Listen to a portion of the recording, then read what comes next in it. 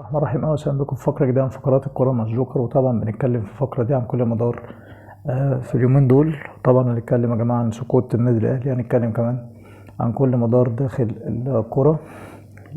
طبعا يا اخوانا قبل ما نبدأ ما تنسوش تدعوا لشهداء غزة، شهداء لبنان، ربنا يا رب يصبرهم ويرحم شهدائهم. طبعا يا اخوانا هنبتدي بمباراة الأهلي وباتشوكا. طبعا يعني كانت مباراة غريبة في بعض الأوقات، طبعا تغييرات غريبة. النادي الأهلي كان متسيد، لكن يعني قدر الله ما شاء فعل. طبعا يا اخوانا يعني حوار اللقطة بقى غريب جدا، يعني نفس اللي عمله شيكابالا مع نادي الزمالك بيكرروا كهربا مع النادي الاهلي. وطبعا يعني قبل كده كهربا عملها مع نادي الزمالك ساعة مباراة السوبر كانت امام النادي الاهلي اللي انتهت بفوز النادي الاهلي 3-2.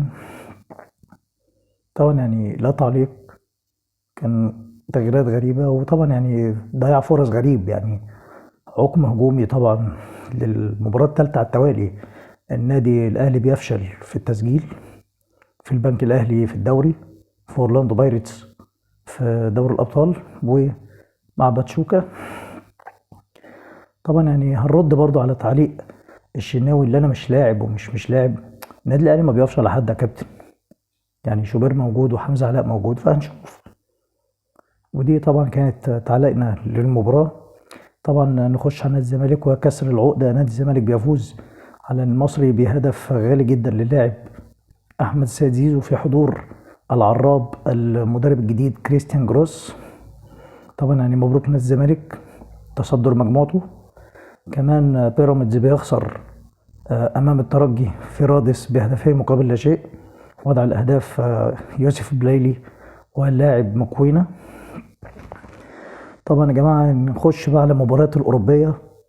وريال مدريد بيتعادل امام رايو فايكانو 3-3، وبرشلونه بيخسر منذ قليل امام ليجانيس بهدف نظيف. وطبعا الدوري يشتعل بفوز اتلتيكو مدريد على ختافي بهدف، وطبعا هتبقى الصراع خلاص ثلاثي.